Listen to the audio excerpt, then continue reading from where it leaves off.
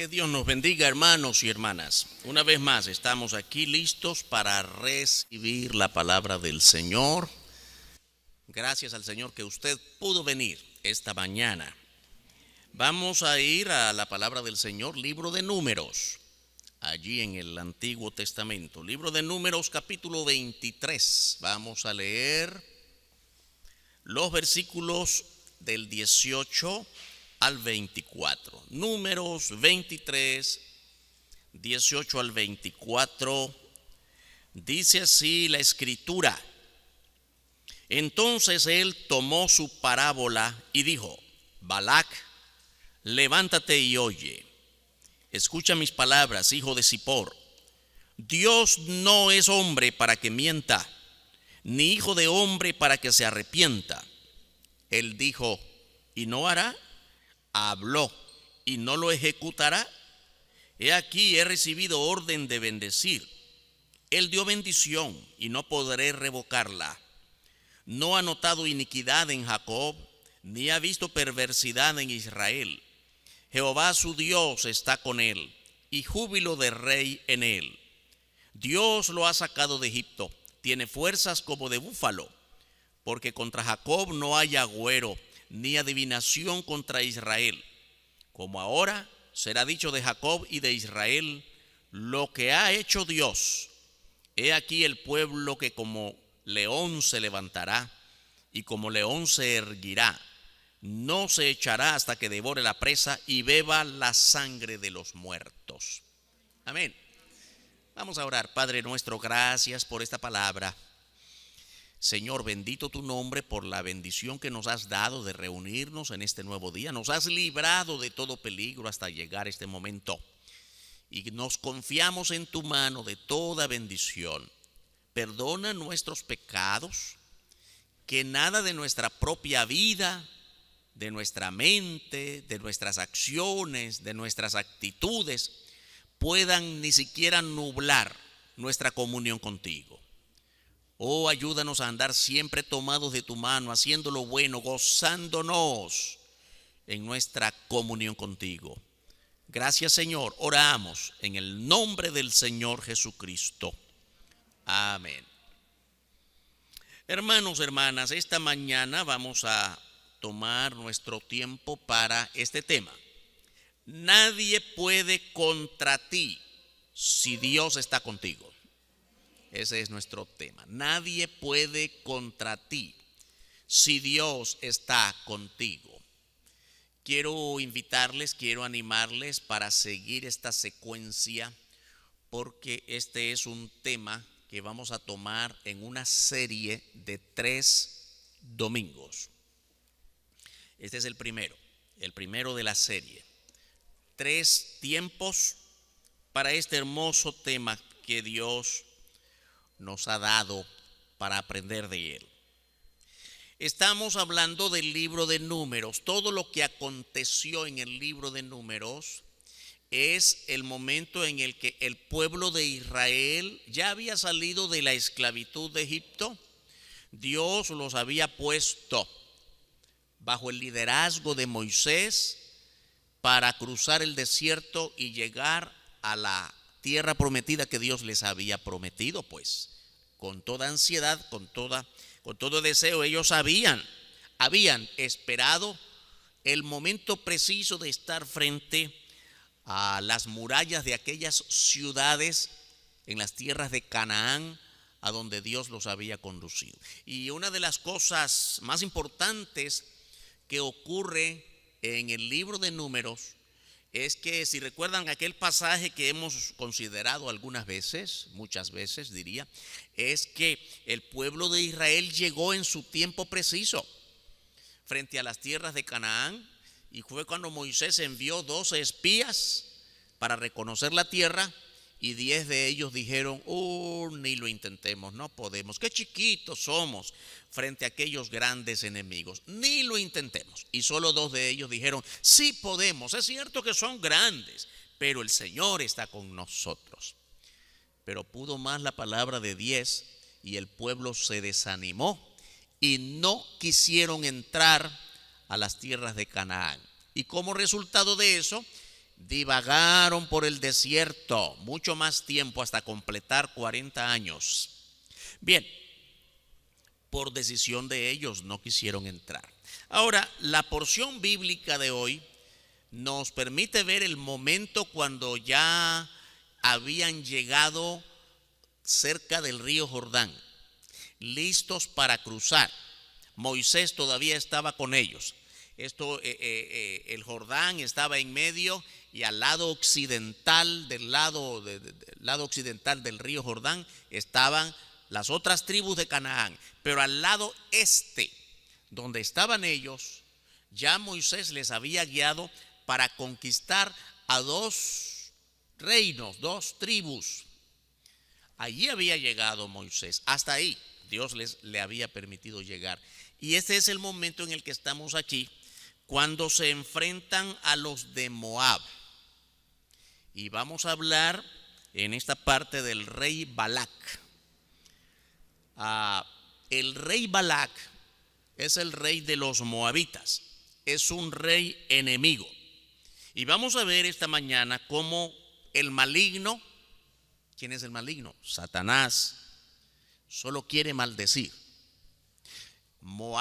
Los moabitas, el rey Balac busca a un profeta pagano llamado Balaam. Y este Balaam, cuando llega frente al rey Balac le dice: yo quiero que tú como profeta maldigas al pueblo de Israel antes que venga sobre nosotros. Vamos a detenernos un poquito en este rey enemigo, Balac. ¿Quién es Balac?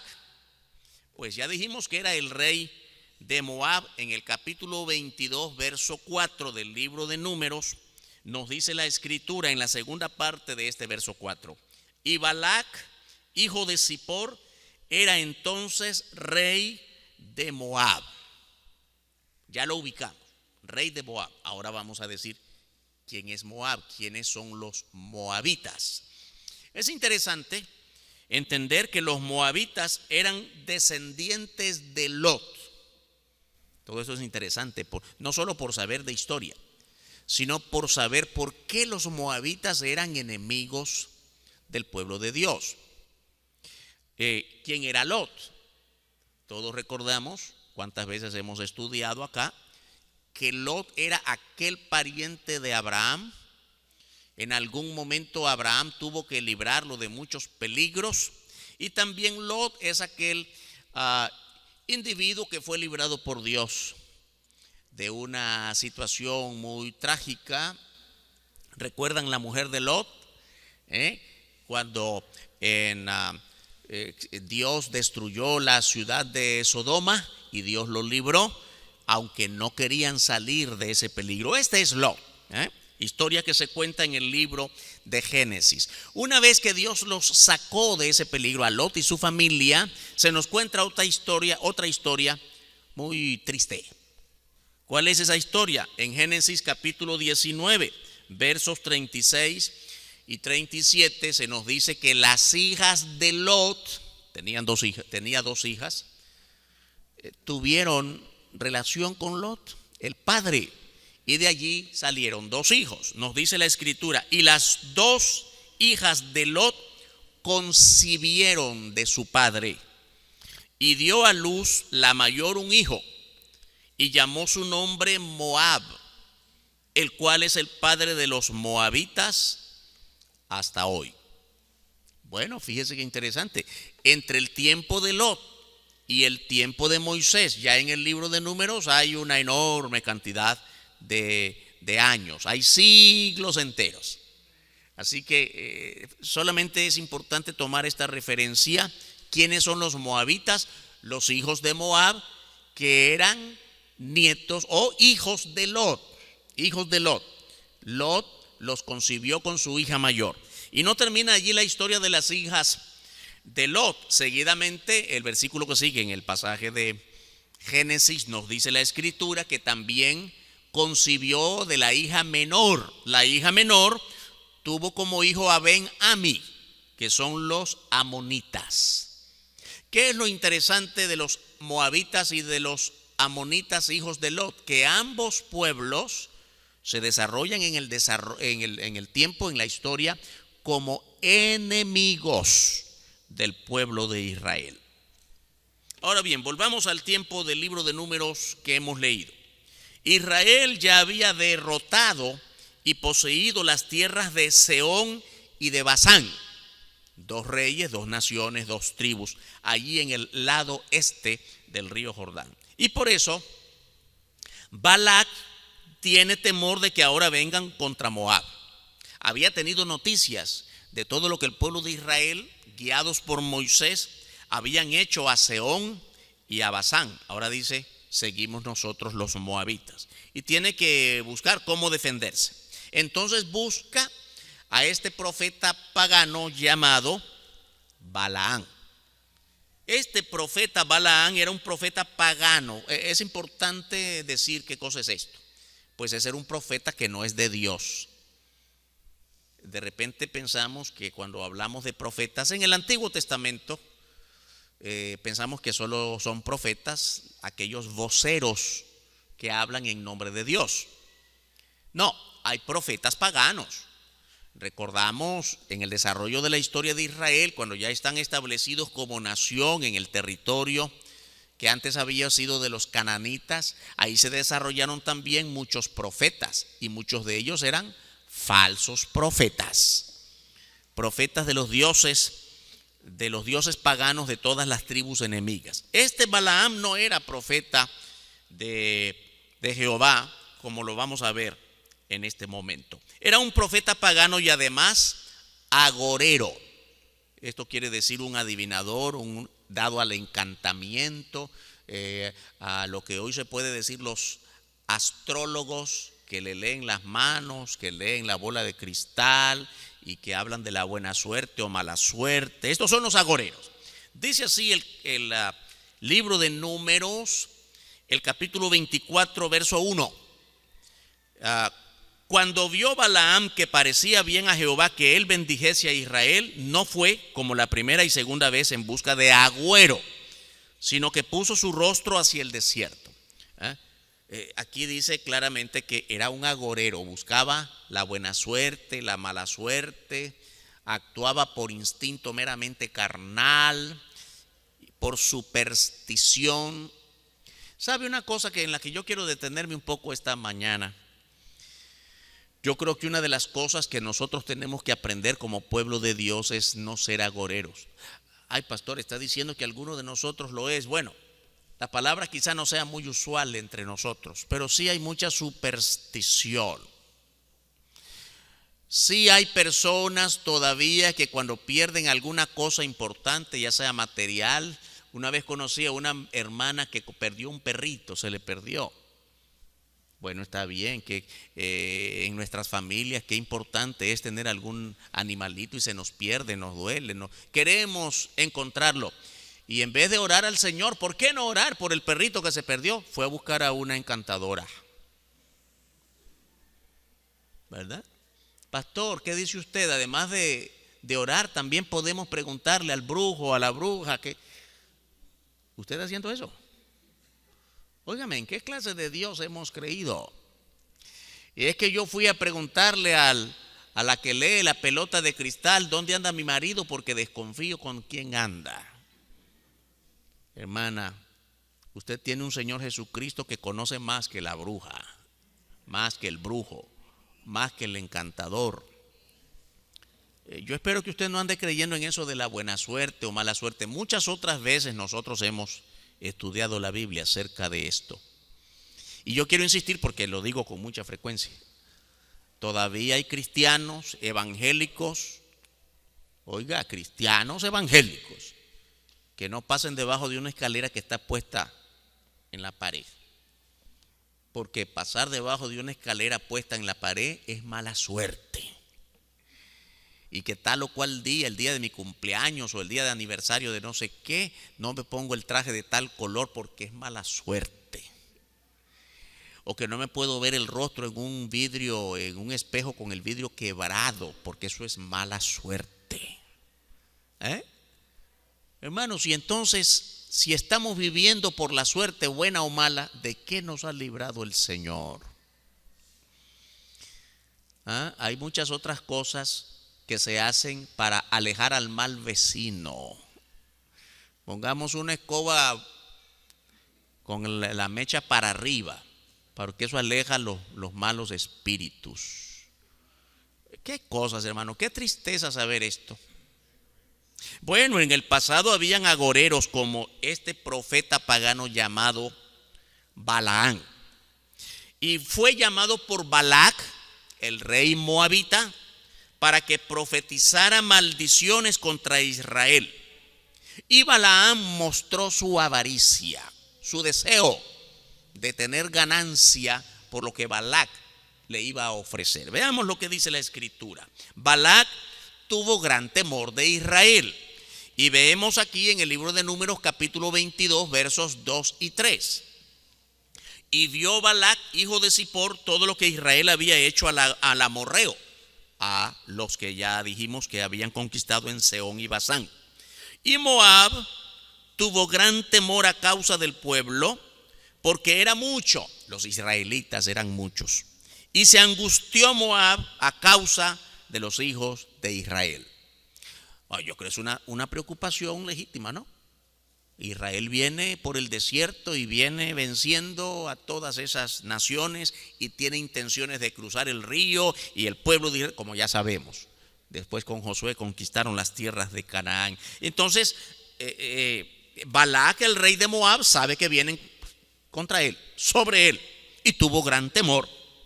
Y entonces aquí podemos observar qué fue lo que hizo Balac, que se considera un grave error. El error de Balac y de muchos como nosotros es medir todo por el tamaño o la cantidad. Mire, las victorias de Israel sobre Sehón y Basán no habían sido no fueron victorias porque eran grandes, porque eran muchos. Fueron por la voluntad de Dios, es porque Dios estaba con ellos. Las victorias de Israel siempre se debieron al poder de Dios, no al poder del ejército de Israel. Y quiero insistir, hermanos, esta mañana, que suele ser un error muy propio de nosotros, que todo lo medimos por la cantidad de dinero, que todo lo medimos por la cantidad de posesiones. Y Dios quiere empujarnos por fe, pero empezamos a medir nuestras fuerzas humanas. Entonces nos pasa muchas veces lo mismo que Israel hizo antes de llegar a Sehón y Basán, cuando ya dijimos que Moisés en el desierto había enviado 12 espías, y de los 12 espías 10 dijeron: no podemos, no tenemos fuerzas, aquellos son más grandes y además son mucho más que nosotros. Siempre medimos las cosas en este mundo por nuestras condiciones humanas y no por nuestra fe delante de Dios. Tenemos que aprender a crecer más en fe que en cualquier otra cosa. De hecho, hermanos, cuando nosotros vemos qué es la iglesia de Jesucristo el día de hoy, hermanos, gracias a Dios que hay muchas iglesias por todas partes, en nuestros barrios, en nuestras ciudades, y no hablamos solo de Nicaragua, de muchos países del mundo. Yo creo que cuando usted venía de su casa para esta reunión esta mañana, usted pudo observar que en muchas de nuestras esquinas, de nuestros barrios, hay un lugar de predicación, de distintos signos denominacionales, pero se predica la palabra. ¿Cuántos fueron en el libro de los Hechos, hermanos, cuando la iglesia inició? No había mucha gente. No se podía medir el crecimiento de la iglesia por la cantidad de personas. El crecimiento de la iglesia surgió con unos cuantos, de hecho fueron primeros los apóstoles, eran los únicos, y después se menciona 120, cuando el Espíritu Santo vino sobre ellos y empezaron a predicar y predicaron en otras lenguas. ¿Cuántos eran, hermanos? No eran ni siquiera cientos, eran unos cuantos. Porque aquellos hermanos del primer tiempo de la iglesia no midieron el poder ni la fuerza por su fuerza humana, ni por la cantidad que eran, ni por los recursos que tenían, porque no tenían. todo en la obra de Dios empieza a medirse por el tamaño creciente de nuestra fe. Y nuestra fe puesta solo en Dios, no en nosotros.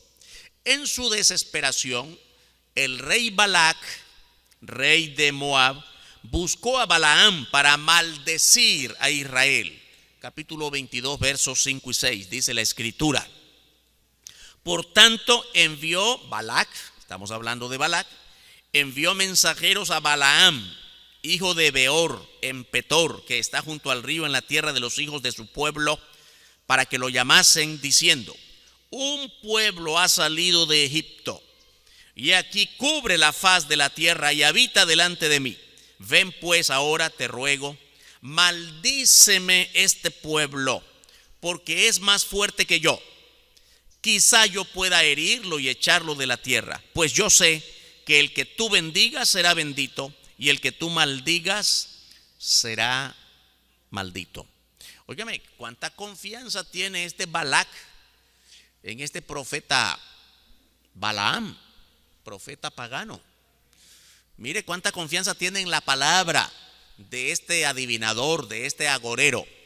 Yo sé que el que tú bendigas será bendito y el que tú maldigas será maldito. Entonces es fácil, yo te doy riquezas y por favor maldícelo.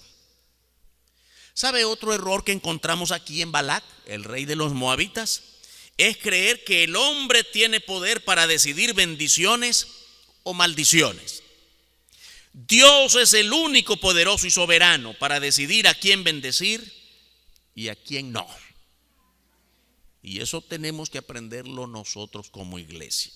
Ahora, seguramente más de alguno estará pensando: bueno, pastor, y entonces hacemos mal cuando yo le digo: hermanita, Dios te bendiga, hermano, Dios te bendiga. Nosotros no podemos bendecir o tampoco podemos maldecir. De hecho, hermanos, hermanas, la Biblia nos enseña que bendigamos. En Lucas 6:28 dice la escritura: bendecid a los que os maldicen. Aquel trae maldiciones contra ti, ojalá que te pase esto. Porque muchas veces los enemigos son gratuitos. Pero dice: tú no traigas maldición sobre él, bendice al que te maldice. La Biblia nos llama a bendecir. Bendecid y no maldigáis. O sea, sí somos llamados a bendecir. Pero hay una cosa importante que nosotros debemos aprender. Nosotros deseamos bendición, deseo que Dios te bendiga. Eso es lo que deseamos. Cuando decimos: hermano, Dios lo bendiga, hermana, Dios te bendiga. ¿Qué estamos mostrando? Un deseo que Dios te bendiga. Pero nosotros no podemos obligar a Dios a que te bendiga como yo quiero. Nosotros tenemos deseos de ser bendecidos, pero es Dios el único que puede decidir a quién bendice y a quién no. ¿Estamos claros de esto? Es Dios quien toma la decisión de bendecir o no. De hecho, hermanos y hermanas, si nosotros fuéramos bendecidos, toda vez que usted me dice Dios te bendiga, ¿cuántas bendiciones tendría ya? Pero Dios no nos bendice en la cantidad que nosotros queremos obligarlo a Él que nos bendiga. Es Dios el único que decide sobre bendiciones o maldiciones. Él es todopoderoso y soberano. Así que Balac comete aquí un gran error cuando le pide a Balaam: maldice a ese pueblo Israel que viene sobre mí. Y aquel pudo haberlo maldecido muchas veces, pero Dios no va a actuar en contra de su pueblo, a quien había decidido bendecir para siempre. Balaam entonces mostró su ambición y su codicia. Claro, Balac le ofrece grandes riquezas para que maldiga al pueblo de Israel. Balac le ofrece muchas dádivas para que maldiga a Israel. Capítulo 22, verso 7, dice la escritura: fueron los ancianos de Moab y los ancianos de Madián, otra tribu, con las dádivas de adivinación en su mano, y llegaron a Balaam y le dijeron las palabras de Balac. ¿Qué hizo Balaam, hermanos, hermanas? Balaam mostró que no era profeta de Dios. ¿Cómo lo sabemos? Vamos a detenernos aquí un momentito. Capítulo 22, versículo 8. Él les dijo: reposad aquí esta noche, y yo os daré respuesta según Jehová me hablare. Así los príncipes de Moab se quedaron con Balaam. Ahora, yo sé que cuando usted lee esto va a decir: pastor, pero aquí lo que él está mostrando de buena fe es: ustedes me dicen que yo maldiga a este pueblo por orden de Balac, el rey de los moabitas, pero yo voy a consultar a Jehová. Suena bien, ¿no? Parece un hombre piadoso. Pareciera buena intención que Balaam quiere consultar a Dios. Sin embargo, observe algo. Si hubiera sido profeta de Dios, hubiera sabido que Dios había prometido bendecir a la descendencia de Abraham por sobre todas las naciones. Ahora, todos nosotros sabemos que esto es verdad. En la Biblia nosotros sabemos en Génesis, desde el comienzo de la Biblia, que Dios había hablado a Abraham. ¿Recuerda usted esta historia? Abraham y su esposa Sara ni siquiera pensaban en tener hijos, pero Dios les dice: voy a darte una descendencia que no se va a poder contar como las estrellas. ¿Quién puede contar las estrellas? Así será tu descendencia. Y bendeciré al que te bendijere, maldeciré al que te maldijere. Hermanos y hermanas, si Dios ya lo había dicho, ¿por qué Balaam tiene necesidad de venirle a decir al Señor o a preguntar al Señor: Señor, ¿lo bendigo o lo maldigo? ¿Acaso no sabes lo que yo ya dije? Que voy a bendecir para siempre. ¿Cómo te atreves a venirme a preguntar lo que tú ya sabes? Hermanos, siempre tengo que advertir que cuando hablamos de Génesis, de Números, de Deuteronomio y aún de los libros del Nuevo Testamento, corremos el riesgo de decir: pastor, muy interesante todo lo que está diciendo, pero ¿qué tiene que ver eso con nosotros? Eso es tan lejano en el tiempo. Como que nosotros ni estamos en el desierto, ni tenemos una guerra frente a Balac. ¿Cuál es la conexión de eso que nos está diciendo la Biblia con nuestra vida hoy? Pues sí tiene mucha, hermano. ¿Sabe por qué? Porque también nosotros muchas veces venimos a preguntarle a Dios lo que usted sabe que Dios ya dijo. Voy a mencionar algunas cositas que Dios ya dijo. No os mintáis los unos a los otros. Pastor, quiero que ore por mí. ¿Sabe por qué? Porque yo me siento, no sé qué pensar, pero es que yo mentí en mi trabajo para hacerle un favor a un amigo que me dijo que mintiera. Ya no quiso ir a trabajar por varios días porque se emborrachó, y él me dijo que le dijera al jefe que es que se murió la abuelita. Y yo mentí porque era una mentirita piadosa. ¿Verdad que, pastor, que eso está bien? ¿Y qué me aconseja? ¿Qué quiere que yo le aconseje? Que le diga que está bien lo que Dios ya dijo que está mal. ¿Comprende? A veces pedimos consejo para que el consejero apruebe lo malo que usted ya hizo. Alguien puede atreverse a decir mire, es una mentirita piadosa, es una mentirita pequeña. Yo no sé quién nos ha engañado en pensar que hay mentiras grandes y mentiras pequeñas. Puede ser que la dimensión de la mentira sí tenga tamaño, pero la consecuencia no. Para Dios es lo mismo mentir en un sí o en un no que en todo un cuento. Como el no hurtar. ¿Ya? El no hurtar es no robar. Todos sabemos que la Biblia nos manda a no robar. Amén, hermanos. No os hurtéis, que no hurtemos, que no robemos. Ahora bien, pastor, pero si fueron solo un vueltecito de 5 córdobas. Para Dios, hermanos, robarle a alguien 5 córdobas es decir, la misma intención y la misma actitud del que roba un banco. Pastor, ¿cómo va a ser posible? Robar 1 millón no es lo mismo que robar 10. La intención delante de Dios es la misma. Y no puede haber un solo consejero bíblico que te diga que está bien, hermano. Eso, para Dios es tontería. No, hermanos, cuidémonos de ese tipo de cosas. Porque si Dios ya dijo no robar, Dios ya dijo no mentir, Dios ya dijo no hacer adulterio ni fornicación y muchas otras cosas más, y Dios ya dijo que aborrezcamos la idolatría, ¿por qué la practicas? ¿Tienes de alguna manera, alguna leve esperanza de que Dios perdone eso cuando ya está advertido en la palabra? Balaam no tenía por qué preguntarle a Dios: Señor, ¿es tu voluntad que lo bendiga o que lo maldiga? ¿Que no has leído las escrituras antiguas que dicen que yo levanté al pueblo de Israel de las entrañas de Abraham y lo voy a bendecir por siempre? No nos atrevamos a venirle a preguntar a Dios lo que Él ya dijo que está bien y lo que dijo que está mal. Lo único que Dios quiere de todos nosotros es total obediencia a su palabra. Lo entendamos o no lo entendamos.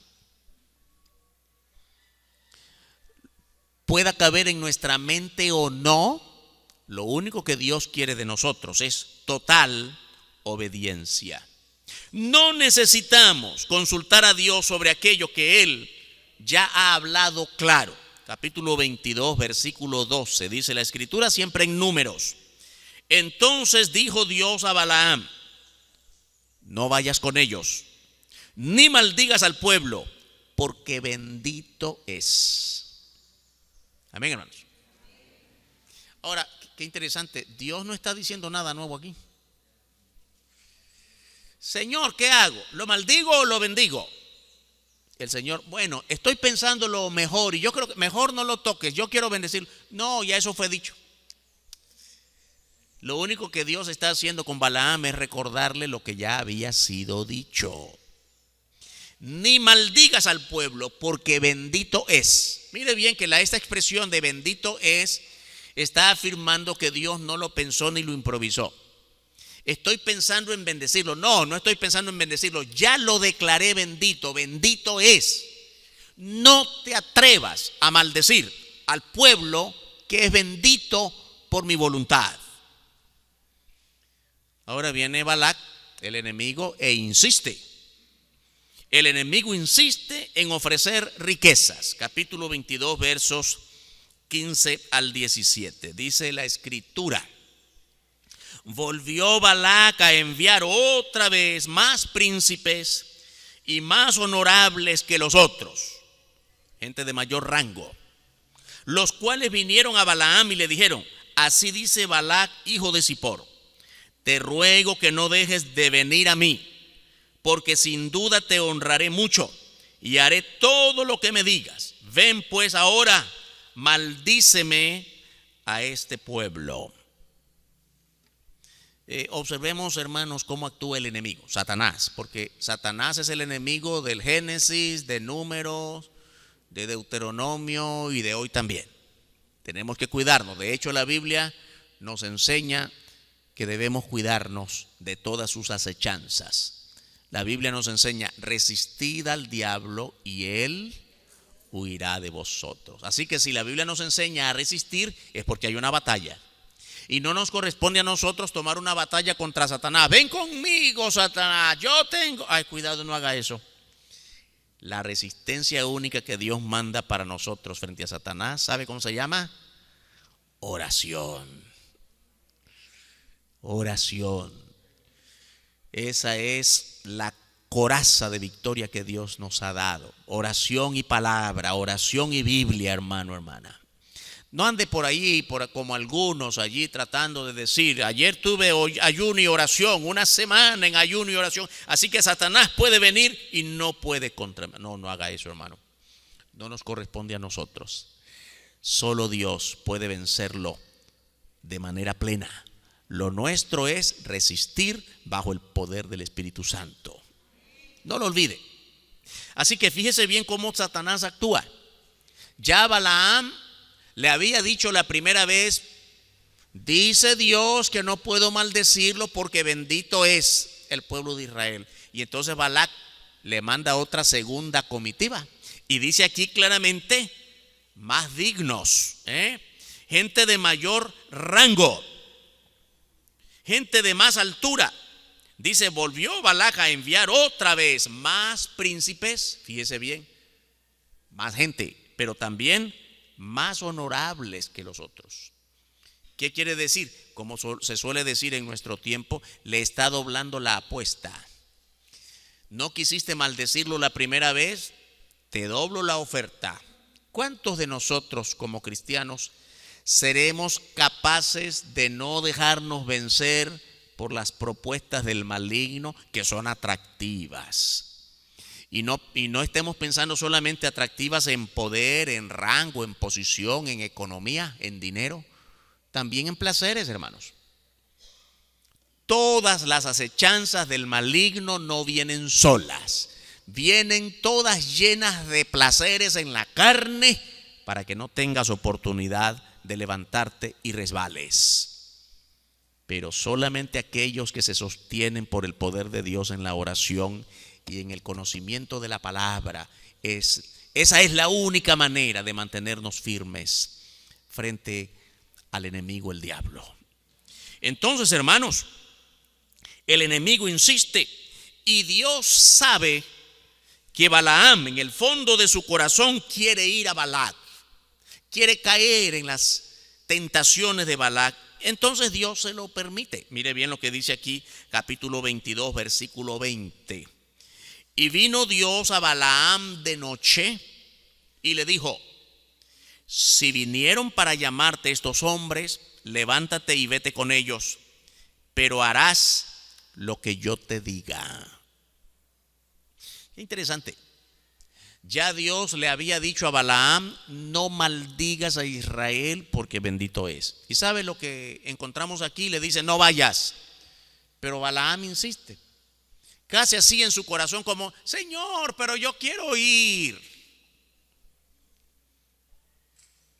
Quiero insistir, hermanos y hermanas, en algunas otras debilidades de nosotros como cristianos. Bueno, nosotros somos una iglesia bautista. Y como iglesia bautista bíblica creemos y practicamos el diezmo. Y digo esto porque recuerdo hace un tiempo un hermano que vino, óigame, un hermano que no era, vamos a decir, no un pobrecito, tenía sus recursos. Y ocurre muchas veces que aquellos a quienes Dios más bendice, óigame, se vuelven más ambiciosos. Suele ocurrir, y esto no está liberando a los más pobres, porque también hay pobres ambiciosos. Y me dice este hermano: pastor, ¿qué dice usted? Yo le pedí permiso a Dios para no diezmar por 10 meses. Perdón, 10 meses no me dijo, 6 meses. Por 6 meses le pedí permiso a Dios de no diezmar. Le digo: ¿y qué le dijo Dios? Pues no me ha dicho nada, por eso le pregunto a usted, ¿qué dice? Porque ya comencé a no diezmar. Le digo primero: ¿y quién le dijo a usted que los pastores estamos para decir sí o para decir no de lo que Dios ya dijo? Sí, pero es que usted sabe, yo tengo un plan, una inversión que hacer y voy a ocupar ese dinero, así que Dios le dije, y también mire bien que en el fondo hay hasta con una cierta forma de chantaje frente a Dios. Y yo le dije que si Él me bendice le voy a dar más del diezmo. Y está condicionando a Dios. Quiere decir que si Dios no lo bendice, más bien le quita. Tengamos cuidado, hermanos. Suele ocurrir como algunas veces, ¿verdad? Mire, Dios quiere que tengamos corazón siempre agradecido. Amén. Aprendamos a ser agradecidos por Dios. A veces amanecemos y el Señor nos da vida, ya con eso es bastante. Y el aire que respiramos y el sol con su luz y su calor que nos da energías y las oportunidades para trabajar. Una vez estaba conversando con un hermano sobre esto y me dice: ¿y por qué tengo que agradecerle a Dios si hasta el más malo respira? Sí, deje que el más malo siga siendo malo. Usted sea agradecido delante de Dios. Porque Dios no está obligado a darnos nada. ¿Comprende? Y entonces este hermano que había pedido permiso a Dios para no diezmar 6 meses, dijo: es que yo necesito ese dinero para invertir. Y si Dios me da todo lo que yo le estoy pidiendo, claro que le voy a dar más. ¿Usted cree que Dios necesita más dinero? Dios no usa dinero porque Él no compra en la tienda. Él bendice a aquel que muestra un corazón de agradecimiento. Su dinero no es para Dios, su dinero es para la obra de Dios. Al final es para todos nosotros en lo que hacemos, para su gloria y honra. No negocie con Dios aquello que Dios ya definió cómo tiene que hacerse. Y por eso es que encontramos personas que dicen: Señor, si tú me bendices con la enfermedad que tengo, con el trabajo que no tengo y me lo das, yo te voy a hacer un gran culto de acción de gracias. Suena bonito, ¿verdad? Quiere decir en el fondo, porque esa parte no la decimos ni la leemos en lo que se está diciendo: si tú no me das la bendición, entonces no te hago el culto porque no te lo mereces. ¿Sabe cómo se llama eso? Paganismo. Voy a pagarte el favor que me hiciste. ¿Quién puede pagar algún favor a Dios? Ninguno. Ninguno de nosotros puede pagar a Dios ninguna cosa, porque Él nos lo da por misericordia. Y nosotros no tenemos nada con qué responderle. Ay, hermano, entonces quiere decir que cuando nosotros hacemos un ayuno, una vigilia, un culto de acción de gracias, estamos haciendo mal. No, todo lo contrario, sigámoslo haciendo. Pero sabe que no es en pago de nada, es por simple gratitud delante de Dios. Dios se merece eso y mucho más, porque es el dueño de nuestra vida. La ambición de Balaam provocó la santa ira de Dios. Capítulo 22, verso 22. Y la ira de Dios se encendió porque él iba. Hubiera sido mejor: Señor, ya entendí tu lección, no voy a ir. Pero él fue, decidió. Ay, como que había sido una bendición. Qué bendición que Dios me dijo que fuera. Como quien dice, parece que Dios va a quebrantar su propia palabra y va a dejar que yo maldiga al pueblo de Israel, o que por lo menos escuche las grandes ofertas de Balac para conmigo. Y el ángel de Jehová se puso en el camino por adversario suyo. Iba pues él montado sobre su asna, y con él 2 criados suyos. Ay, fue contento este hombre. Ahora, yo quiero dejarla hasta aquí porque dije que este tema va para 3 sesiones. Y yo quiero animarles para que no dejen de venir el próximo domingo y que traigan más invitados. Todavía hay algunas sillitas allí vacías. Por favor, no dejemos sillas vacías la próxima vez. Y vamos a hablar de esta asna. La Biblia aquí nos está diciendo en este versículo 22 que fue contento Balaam sobre una asna para ir a oír las ofertas del rey Balac. Así que les anuncio que el próximo día vamos a estar hablando sobre el asna que habla. ¿Usted ha oído hablar alguna vez algún perrito? ¿Conversa usted con su gatito? Bueno, es probable que usted le hable al gatito, pero el gatito nunca le ha hablado a usted. ¿Sí?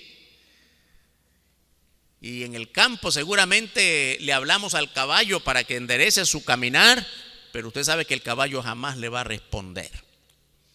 En la Biblia tenemos un asna que habla, así que levantemos expectativas sobre la segunda parte de este tema, que lo vamos a seguir desarrollando el próximo día. Nadie puede contra ti si Dios está contigo.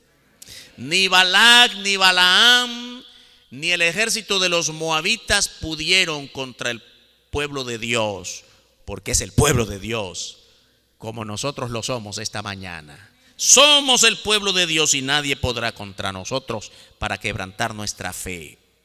Dios siempre habla muy claro, de modo que podamos conocer su voluntad. En medio de nuestra naturaleza humana y pecaminosa, muchas veces queremos que Dios diga otra cosa de acuerdo a nuestros intereses. Cuando no oímos la voluntad de Dios, estamos provocando su santa ira. Volvámonos de nuestros malos caminos. oigamos a Dios y obedezcamos siempre su santa voluntad. Vamos a orar. Te alabamos, Dios nuestro. Muchas gracias por la palabra que hemos recibido en esta mañana. Gracias que tu palabra de principio a fin está llena de grandes desafíos para hacernos pensar, para hacernos discernir tu santa voluntad. Solo queremos rogarte que nos ayudes a ser obedientes a ella, a la palabra, pero también ser guiados por tu Espíritu para no confundirnos e interpretarla bien, aplicarla de modo correcto a nuestra vida y que cada día que pasa pueda ser de tremendo gozo en testificar con verdadera pasión espiritual de esta palabra en todo nuestro entorno, nuestro vecindario, nuestros parientes. Bendícenos este día y siempre, en el nombre glorioso del Señor Jesucristo. Amén. Que Dios nos bendiga, hermanos y hermanas.